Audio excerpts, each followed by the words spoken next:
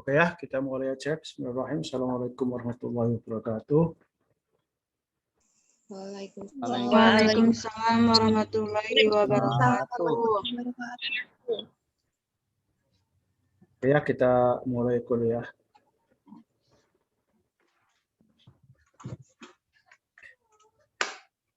Kita akan masuk sekarang ke bab ketiga ya.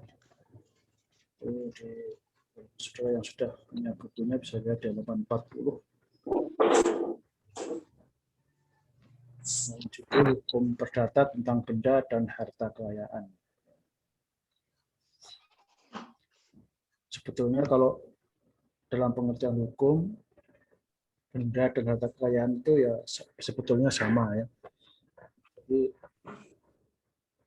benda dalam artian hukum adalah juga sebetulnya adalah harta kekayaan. Tapi mungkin dalam pengertian ekonomi mungkin akan sedikit berbeda. Nah, benda yang tidak berharga mungkin yang tidak memiliki nilai, yang maka mungkin tidak disebut sebagai harta ya. Tetapi kalau dalam pengertian hukum, benda dan harta kekayaan itu sebetulnya adalah satu pengertian. Perhatikan ini ya, dalam KUH Perdata ini diatur pada pasal 499 dan 502.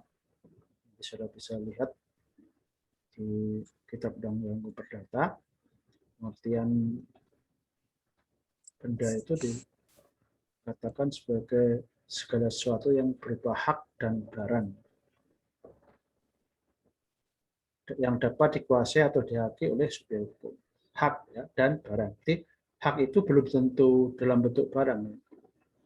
Contohnya, saudara punya hak untuk menagih hutang karena saudara, ada teman saudara yang berhutang kepada saudara. Maka hak untuk menagih hutang itu disebut benda atau harta kekayaan.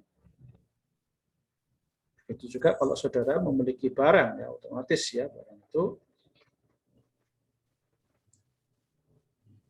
berwujud, saudara pegang, saudara kuasai, maka itu adalah saudara pemiliknya. Ya.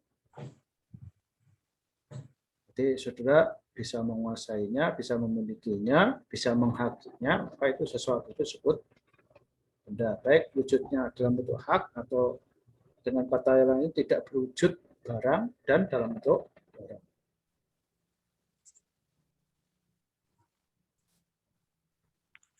Nah, kalau kita lihat status benda itu, nanti biasanya dalam hukum perjanjian, dalam hukum bisnis, nanti akan menjadi objek perjanjian atau objek hukum. Sedangkan orang yang melakukan perjanjian itu disebut sebagai subjek hukum. Maka benda ini biasanya dalam hukum menjadi objek.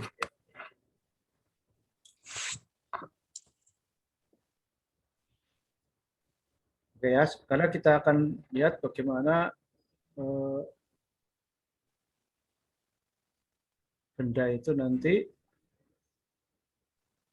bisa ada berbagai macam bentuk dan asalnya ya. Sehingga kita nanti akan mengenal jenis-jenis benda ya.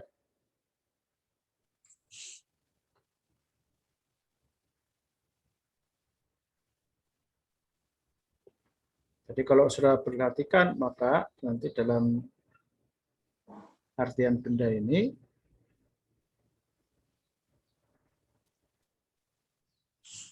seringkali yang kita miliki itu bukan hanya dalam bentuk benda yang sedang ada di tangan kita, tapi juga bisa benda akibat dari benda lain yang kita miliki. Seringkali itu dalam bahasa yang lain itu disebut sebagai akibat saudara memiliki benda itu, maka yang terkait dengan benda itu nanti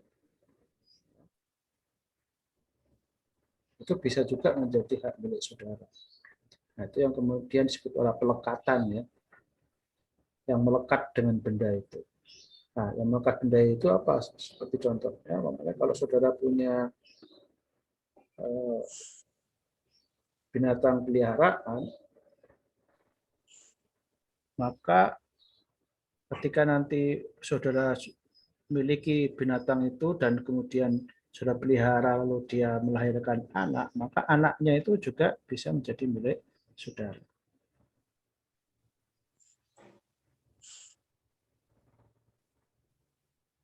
Nah, jadi itu bisa juga karena proses seperti itu.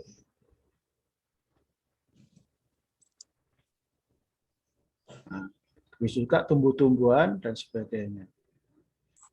Kemudian tumbuh-tumbuhan yang ketika sudah memiliki tanah, maka ketika ada pohon yang tumbuh di atas tanah saudara, maka itu juga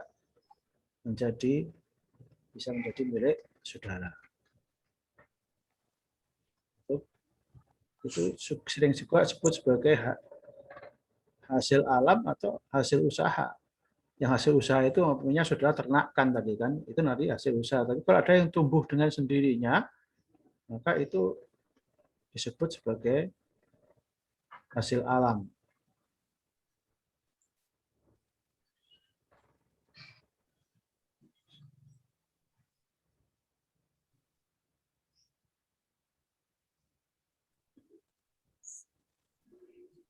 Kemudian selain itu juga nanti ada juga hasil itu bisa juga karena saudara bisa memetik hasil bukan hanya dari alam, dari usaha aja, tapi memetik hasil. Contohnya jika saudara punya rumah, saudara sewakan, maka saudara bisa mengambil uang sewa dari rumah tersebut.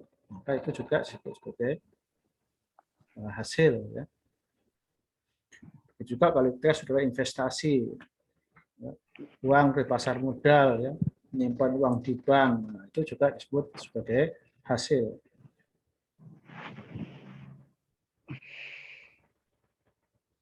Nah, jadi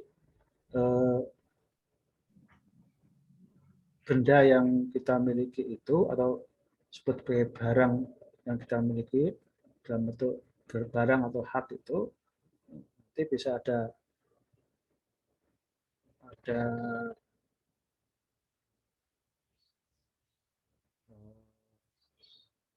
barangnya itu tidak hanya ada pada barang yang saudara miliki itu haknya, yang sudah pegang, tapi juga akibat dari kepemilikan barang itu juga bisa menjadi hak saudara.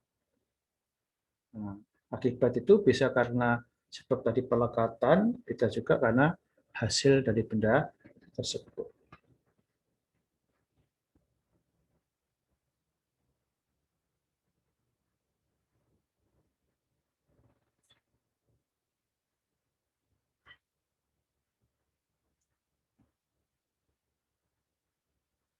Oke, kalau sudah lihat ini nanti dalam contoh ini saya sudah berikan uraian detail, silahkan nanti dibaca contoh-contohnya hasil apa, hasil perdata atau hasil alami dan hasil kerajinan, dipisah-pisahkan seperti itu ya.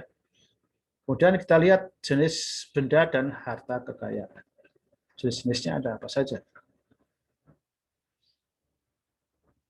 Nah, di dunia ini karena memang benda itu bermacam-macam pengelompokan. Hukum juga mengenal pengelompokan benda-benda. Kalau saudara belajar ekonomi, ada benda atau sumber daya ekonomi, ada juga benda non-ekonomi. Benda ekonomi itu benda yang jumlahnya terbatas, untuk memperolehnya diperlukan pengorbanan, biasanya dalam bentuk mengeluarkan uang atau upaya. Sedangkan benda-benda yang non-ekonomi, untuk memperolehnya tidak perlu pengorbanan dalam bentuk nilai uang. Pasir di laut itu dan di sungai mungkin itu sebagai benda yang tidak ekonomis, tapi begitu saudara ambil kemudian saudara bawa ke di toko material, maka benda itu menjadi benda ekonomis karena ada upaya saudara mengambilnya tadi membuat dia bernilai ekonomis. Nah, itu contoh seperti itu ya. Nah, sekarang kita akan melihat pembagian yang ada dalam hukum. Nah, kalau lihat KUH Perdata, benda-benda dikelompokkan berdasarkan dua kategori ini ya. barang yang berwujud dan tidak berwujud. Dan ada yang tidak bertubuh atau tidak berwujud. Jadi bertubuh itu atau berwujud ya. Dan ada barang yang tidak bertubuh atau tidak berwujud. Itu kelompokan yang pertama. Artinya begini, kalau dalam bahasa mata kita itu ya barang yang kelihatan dan tidak bisa kelihatan. Kalau dengan bahasa tangan kita, benda yang bisa, barang yang bisa diraba dan barang yang tidak bisa diraba. Nah, barang, kadang-kadang pengertian barang atau benda itu suka sering saling menggantikan ya. Walaupun tadi itu juga sebetulnya benda itu merupakan hak dan barang ya. Tapi yang disebut barang di sini juga dalam kategori benda tadi itu. Kemudian ada barang yang bergerak dan ada barang yang tidak bergerak. Apa maksudnya barang kok bergerak? Maksudnya barang itu memang bisa dipindahkan. Ya. Maksudnya bergerak itu bukan bergerak dengan sendirinya gitu ya maksudnya. Maksudnya bisa dipindahkan. Tapi kadang-kadang hukum ini memiliki pengertian yang suka menyimpang ya, dari pengertian-pengertian pada umumnya. Ada pengecualian-pengecualian. Jadi without exception ya. Tidak ada hukum tanpa pengecualian. Nah, kita lihat nih nanti pembagian seperti apa bergerak dan tidak bergerak ya. Nanti lebih rinci lagi kita akan bahas. Sekarang kita lihat dulu pembagian bendanya dulu. Nah, ini saya cantumkan juga pendapat para ahli termasuk Pak Supeti yang memang sebagai pakar hukum perdata yang pertama-tama di Indonesia. Pembagiannya menjadi 4, ada benda yang dapat diganti, benda yang tidak dapat diganti, benda yang dapat dipertegangkan dan dipertegangkan, benda yang dapat dibagi, dan bergerak dan tidak bergerak. Nah, kalau kita lihat dari pemilikannya, nanti bisa juga ada benda milik perseorangan, benda milik badan atau organisasi, benda tanpa pemilik, dan benda milik negara. Ini kalau dari kepemilikannya.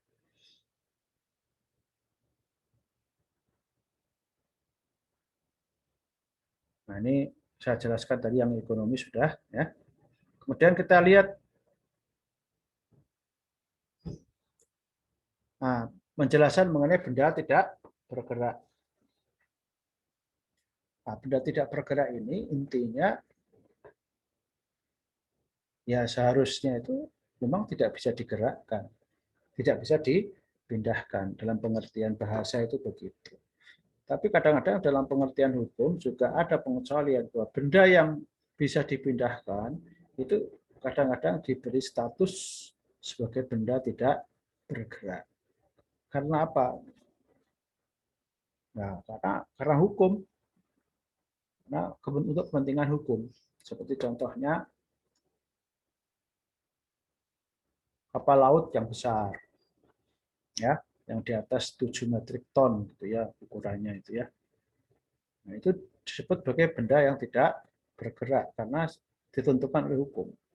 Nah, oleh karena itulah maka kita harus bicara lebih lanjut mengenai benda tidak bergerak atau harta tidak bergerak ini lebih lanjut apa saja sebetulnya. Nah, pertama karena sifatnya. Nah, kalau karena sifatnya tadi karena memang benda itu tidak bisa digerakkan. Seperti tanah, ya. Nah, itu juga masuk. Jelas tanah itu menetap nggak bisa digerakkan. Dan segala sesuatu yang ada di dalam tanah yang bersatu ya, empang, barang tambang dan sebagainya. Kemudian segala sesuatu yang tumbuh di atas tanah, tumbuh-tumbuhan. Yang bersatu dengan tanah itu juga nanti ada pipa, saluran air dan pipa sama. Jadi ini mengenai sifatnya. Yang kedua ada tujuan pemakaiannya. Jadi bisa saja benda tidak bergerak itu dikarenakan tujuannya. Nah, tujuannya artinya benda itu digunakan untuk kepentingan memang yang tidak akan dipindah-pindah, akan digunakan secara menetap di situ. Ya, gitu.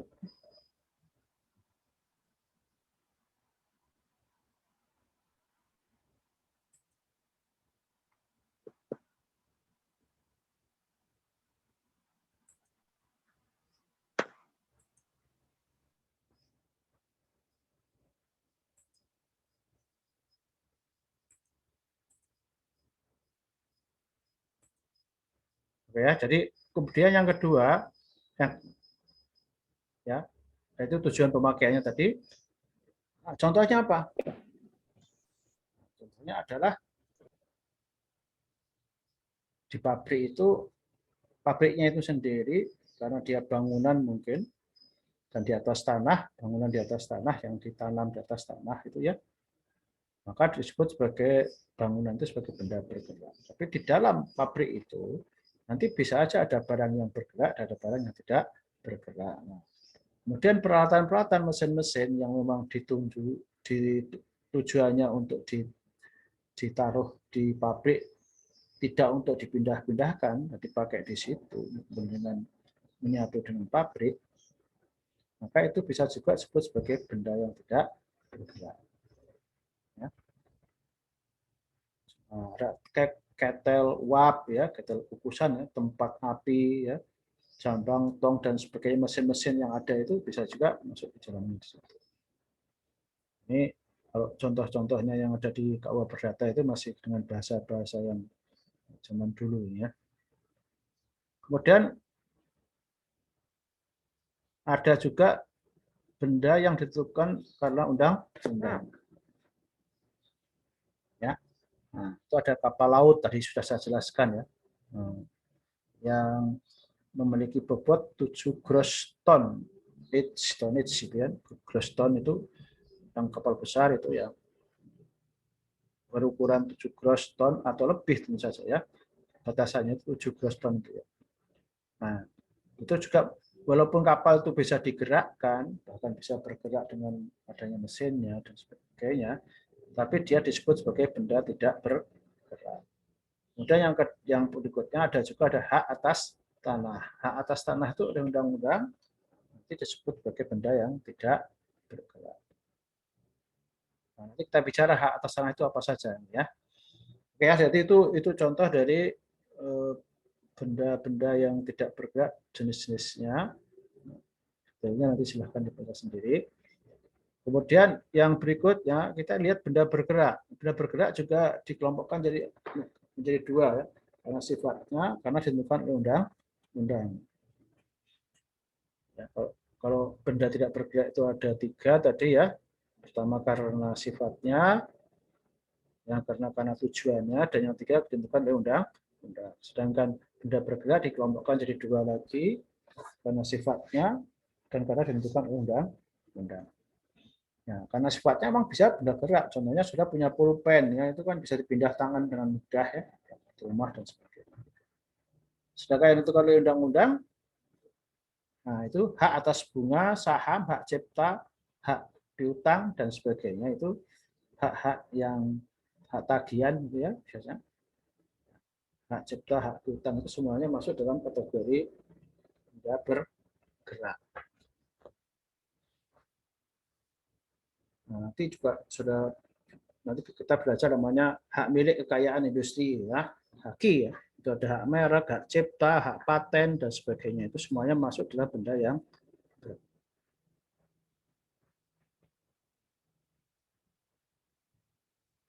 Nah, benda yang ditentukan oleh undang-undang ini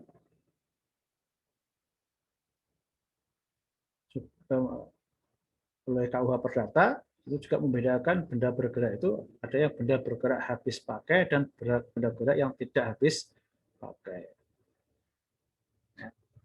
Ini penting untuk kepentingan ekonomi nanti ya, karena nanti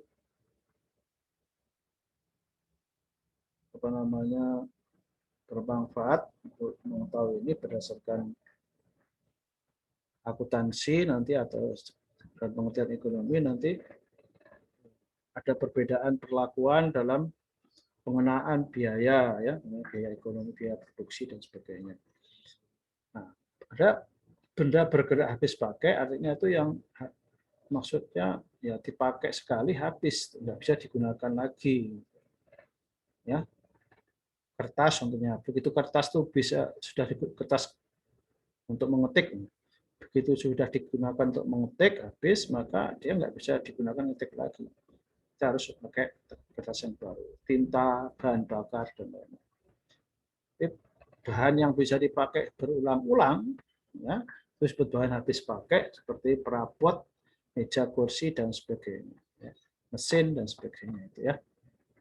Itu seperti itu.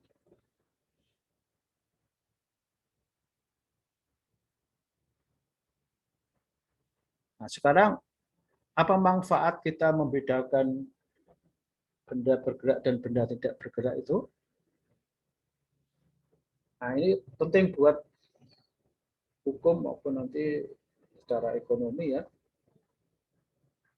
Secara hukum ekonomi. Nah, ada perbedaan secara hukum nanti dalam perlakuan namanya untuk memperolehnya ya. Memperoleh hak itu berbeda-beda. Sehingga peralihan haknya itu nanti juga berbeda-beda antara benda bergerak dan benda tidak bergerak. Ini contoh nih ya, mengenai hak besit ya. Hak besit itu hak menguasai ya. Hak besit adalah hak menguasai. Hak menguasai ya. Nanti kita bahas lebih lanjut apa itu besit itu nanti di belakang ya. Menguasai benda itu antara benda tidak bergerak dengan benda bergerak ya ada perbedaan. Jadi kalau dalam pengertian benda yang bergerak, maka siapa yang menguasai, dia yang memiliki. Contohnya ya, ketika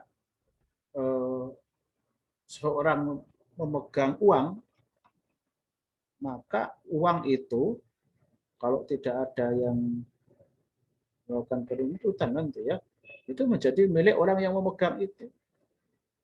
Maka ketika ada orang yang melakukan penuntutan bahwa itu uang itu miliknya, maka dia harus membuktikan bahwa itu uang itu bukan benda, uang itu bukan milik dari yang memegangnya itu. Orang yang menguasainya itu. Nah, memegang itu berarti kan menguasai gitu. Nah, jadi itu mengenai hak besit. Jadi kalau kita menguasai benda bergerak itu dianggap sebagai pemiliknya kecuali terbukti lain nanti ya. Ya terbukti lain itu artinya orang harus membuktikan, bukan kita yang harus membuktikan, bukan yang menguasai. Nah, itu seperti itu. Kemudian yang kedua mengenai bebanan. Ya. Kalau benda itu jadikan jaminan, umpamanya jaminan utang, nah itu beda antara benda bergerak dan benda tidak bergerak. Kalau benda bergerak itu nanti digunakan namanya jaminan gade, barangnya diserahkan. Sedangkan nanti untuk benda yang tidak bergerak kita menggunakan namanya hipotek atau hak tanggungan atas tanah untuk yang tanah. Ada perbedaan dalam lembaga jaminannya ya, pembebanan jaminannya. Nah, nanti kita bicarakan di jaminan mengenai hukum jaminan tersendiri ya. Ini kita bahas secara kerangkanya dulu. Kemudian yang ketiga mengenai penyerahan. Nah, penyerahan benda yang bergerak itu ya diserahkan begitu saja barangnya itu ya. Nggak usah pakai macam-macam. Tapi kalau benda yang tidak bergerak biasanya ada prosedurnya. Ya, balik nama ya, seperti itu contohnya ya. Harus ada balik nama. Karena biasanya benda tidak bergerak itu biasanya ada surat bukti kepemilikannya. Maka surat kepemilikannya itu harus dibalik nama. Kemudian daluarsa juga berbeda ya. Nah, benda bergerak tidak dikenal daluarsa. Kalau benda tidak bergerak itu ya selama dia masih dalam penguasaan ya menjadi pemiliknya. Sedangkan benda tidak bergerak itu ada kadaluarsa. Contohnya begini, kalau seseorang itu nanti menguasai tanah, ya, menguasai tanah. Katanya tadinya punya hutan atau tanah tidak bertuan gitu ya. Lalu dikelola sama dia selama beberapa tahun sampai umur 20 tahun. Ya, atau sampai 30 tahun ya. Lalu tidak ada yang protesnya. Nah, maka nanti orang yang setelah 30 tahun itu kalau ada pihak yang protes, maka itu sudah tidak bisa lagi. Artinya itu sudah bisa menjadi di bawah kekuasaan orang yang mengelola tanah tersebut. Harus hati-hati ya, ini kalau sudah mempunyai tanah, ya, jangan dibiarkan dikuasai orang lain, karena tanah itu termasuk benda yang tidak bergerak. Kalau benda bergerak itu karena berpindah-pindah dengan mudah, maka begitu pindah sudah langsung menjadi miliknya, nggak perlu waktu lama-lama ya. Nanti orang tidak bisa lagi untuk protes ketika orang itu berpindah tangan. Dia harus buktikan kalau memang dia mau protes.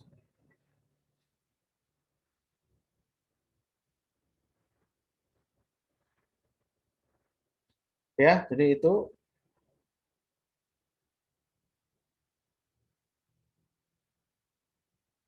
mengenai kepentingan dari pembedaan antara benda bergerak dan benda tidak bergerak. Nah, sekarang kita akan bahas sisa waktu beberapa 5 menit lagi ya. Hak-hak kebendaan itu apa saja ya?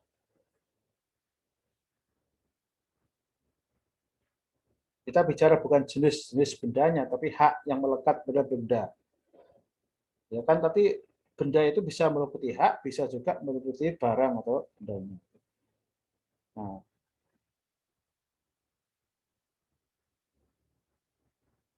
Nah, sekarang hak kebendaan itu ya, itu bisa dilihat dari berbagai macam jenisnya di sini ya. Pertama yang paling mudah untuk dilihat adalah hak menguasai atau menduduki. Itu yang disebut sebagai bezit tadi ya, menguasai atau menduduki. Ini definisinya menurut pasal 529 itu adalah suatu hak kebendaan lahir di mana seorang menguasai suatu benda seolah-olah punyaannya sendiri. Menguasai seolah-olah miliknya atau punyanya sendiri. Yang oleh hukum dilindungi dengan tidak mempersoalkan hak milik atas benda itu sebenarnya ada pada siapa. Jadi kalau benda itu tidak ada yang memiliki, maka yang menguasai itulah yang dianggap nanti memilikinya. Sampai nanti ada tuntutan yang lain. Seperti itu. Contohnya begini, kalau saudara itu ada laut, laut itu kan memiliki ikan, karena laut itu milik bersama ya, milik bersama. Maka tidak ada orang yang bisa mengatakan bahwa itu, oh ini milik saya, itu ikan yang ada di laut itu milik saya. Tidak bisa hanya dengan ngomong begitu. Kalau dia pengen menguasai ikan itu menjadi miliknya, maka harus ada upaya. Harus ada upaya. Upayanya apa ya? Upaya untuk menguasai itu. Jadi menangkapnya memang. Atau kemudian mengurungnya di laut seperti orang-orang yang membuat apa itu namanya tempat pemeliharaan ikan tapi di laut gitu ya, dibatasi beberapa meter persegi begitu, lalu ikannya taruh di dalamnya gitu. Itu adalah upaya untuk menguasai. Karena sebetulnya ikannya itu mungkin saja itu tapi berasal dari laut, itu yang menjadi milik bersama. Tapi sudah begitu ada upaya untuk menguasai, nah maka dia menjadi pemegang atau penguasa dari ikan tersebut, lalu dia disebut sebagai memiliki hak menguasai atau bezit.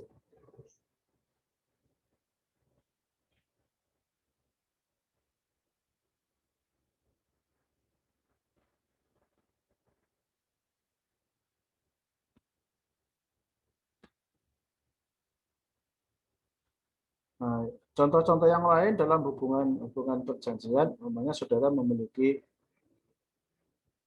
apa namanya rumah atau tanah disewakan kepada orang lain.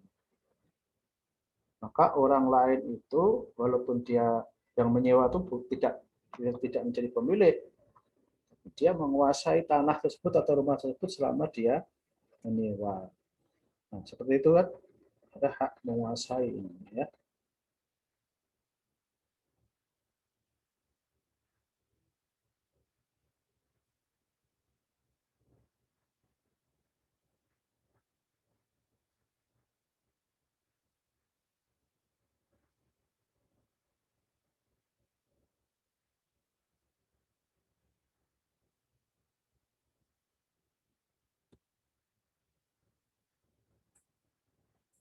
koreksi dulu.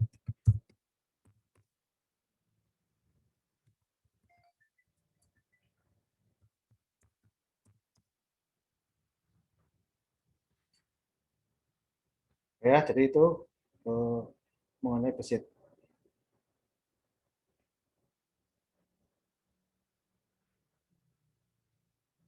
Model yang berikutnya adalah hak eigendom, hak memiliki.